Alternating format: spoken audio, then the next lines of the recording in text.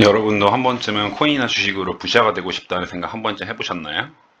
저도 그 얘기를 처음 들었었던 책이 있었습니다. 바로 코인 쪽 책이지만 나시님의 가상화폐 단타의 정석이라는 책이었어요. 그 이후로도 관련 도서들을 정말 많이 읽었습니다. 그리고 제 삶은 어떻게 되었을까요? 슬프지만 전혀 아무런 변화가 일어나지 않았습니다. 오히려 업무 외적으로 투자를 하다 보니 스트레스가 치솟고 쉬는 시간에는 계속 핸드폰만 들여다보게 되었습니다. 소액으로 시작해서 매달 500, 1000 버는 영상이 참 많은데요. 근데 그것만 보고는 아마도 99%는 실패합니다. 그러다 우연한 기회로 제가 한 가지 깨달음을 얻었습니다. 그리고 이 방식으로 차트를 연구하면서 삶의 레벨이 빠르지는 않지만 천천히 바뀌는 것을 알게 되었습니다. 오늘은 왜 실패하는지, 그리고 어떻게 해야 오래 살아남을 수 있는지 말씀드릴게요. 제 주변에도 있었습니다. 시드 500에서 1000만 원으로 시작해서 한 달 100에서 200 정도 벌던 직장인 투자자. 퇴근 후에 공부를 하면서 단타와 중장기 투자를 병행하시던 분이었는데요.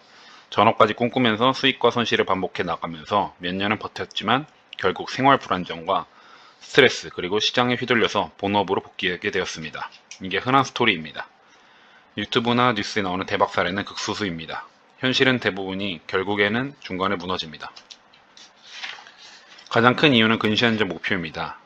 제2의 월급을 만들자, 부업소득을 만들어보자, 500으로 1000 만들자, 한 달에 500 벌자.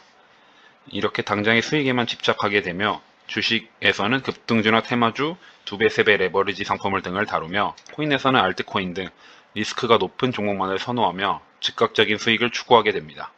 리스크 관리는 뒷전이고 하이리스크 하이리턴만 외칩니다. 하지만 이 방식은 길게 못 갑니다. 운만으로 살아남기에는 로또 1등처럼 한두 번은 터질 수 있지만 그게 반복되는 경우는 이 시장에서 거의 없다고 보시면 됩니다. 워렌 버핏은 자서전에서 이런 이야기를 했습니다. 시장에 일희일비하지 마십시오. 사소한 것처럼 들릴지 모르지만 지속적으로 보유하고 있는 주식을 확인하는 심리적 영향은 끔찍할 수 있습니다. 지속적으로 몇 퍼센트의 상승 또는 하락 여부를 확인하기보다는 장기적인 관점에서 신경을 끄는 게 현명합니다. 지속적으로 주가를 확인하지 않고 차라리 기업 본연, 그 기업 자체의 재무 성과를 염두에 두는 것이 도움이 될 것입니다. 이렇듯 막연하게 존버하지 않더라도 기준과 원칙을 가지고 투자하는 게 바람직합니다. 굳이 워렌 버핏의 이야기까지 가지 않더라도 우리는 경험적으로 알 수 있습니다. 투자에 관련한 책을 직접 내 삶에 적용할 수 있는 사람이 읽는 것과 아무 생각 없이 남들이 좋다니까 읽어봐야지 라고 생각하는 사람이 읽는 것은 엄청난 차이가 있습니다. 돈에 대한 욕심이 없는 사람이 읽는 경제 관련 책은 아무런 의미가 없습니다. 저 역시 돈에 관심이 없을 때는 경제 경영은 단 한 채로도 기웃거리지 않았던 영역이었습니다. 그래서 저는 제 투자에 적용할 수 있는 책을 먼저 읽는 방식으로 바꿨습니다.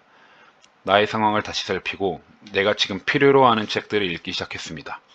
그전에는 단순히 베스트셀러나 유튜브 추천 도서를 중심으로 읽었다면 지금은 내가 직면한 문제에 대한 답을 찾는 읽기를 하고 있습니다. 그 결과 조금씩 놀라운 변화가 일어나기 시작했는데 내가 읽은 책의 내용을 조금씩 대입하기 시작하며 나의 문제를 자꾸 개선하며 이를 꾸준히 대입하고 실수에 대한 복기를 하기 시작한 순간부터 결과가 바뀌기 시작했습니다.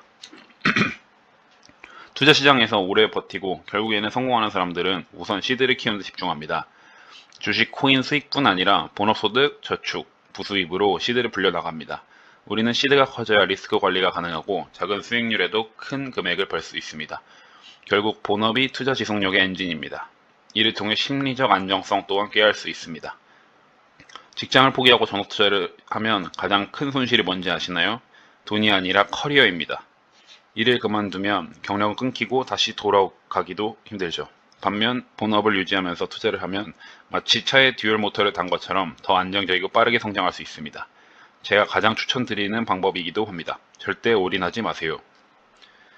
단기적인 한방보다 장기적 시드 확장이라는 전략을 취하며 비투나 무리한 단타, 과도한 레버리지는 금지해야 됩니다.